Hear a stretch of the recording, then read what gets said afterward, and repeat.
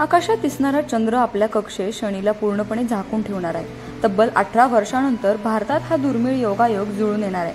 वैदिक ज्योतिषशास्त्रानुसार ग्रहांच्या हालचालींना विशेष महत्त्व देण्यात आले। यामध्ये शनीला कर्मफळदाता ग्रह म्हटलं जातं, कारण शनी प्रत्येकाला आपल्या कर्मानुसार फळ देतो। त्यानुसार आकाशात दिसणारा चंद्र आपल्या कक्षेत शनीला पूर्णपणे झाकून ठेवणार आहे। तब्बल हा 18 वर्षांनंतर दुर्मिळ योग जुळून आला आहे। त्यामुळे भारतात 24-25 जुलैच्या मध्यरात्री हे चंद्रग्रहण दिसणार आहे। तर याविषयीची अधिक माहिती ज्योतिषी राजेश जोशी यांच्याकडून जाणून घेऊयात। भारतात 24 आणि 25 जुलैच्या मध्यरात्री हे ग्रहण दिसणार आहे। या काळात शनी चंद्राच्या मागे लपणार आहे आणि चंद्राच्या कडेवरून शनीचं एक वलय तयार होणार आहे। या अद्भुत योगाचं संशोधन खगोलशास्त्रात करत आहेत।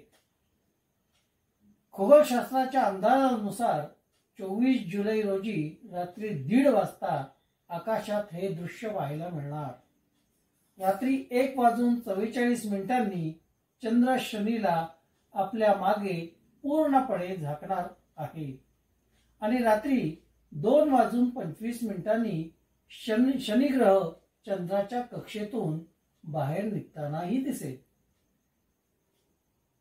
आता कोणत्या कोणत्या देशात आपल्याला हे ग्रहण पाहता येणार आहे, तर हे अद्भुत शनी चंद्रग्रहण भारतात तर दिसणारच आहे, पण भारताव्यतिरिक्त श्रीलंका, म्यानमार, चीन, जपानमध्ये देखील हे पाहायला मिळणार आहे।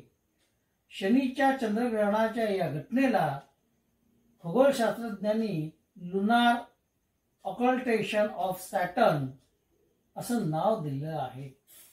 आपल्या गतीने चाललेले दोन ग्रह जेव्हा आपला मार्ग बदलतात तेव्हा शनी ग्रह चंद्राच्या मागून उगवतो। यामध्ये सर्वात आधी शनीचं वलय स्पष्ट दिसतो।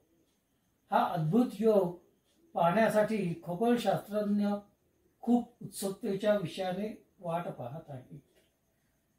धन्यवाद। आपण पाहिलं की संशोधकांच्या म्हणण्यानुसार शनी चंद्रग्रहणाचे हे दृश्य फक्त दुर्बिणीने दिसू शकते। तसेच 3 महिन्यानंतर हे दृश्य पुन्हा भारतात दिसणार आहे।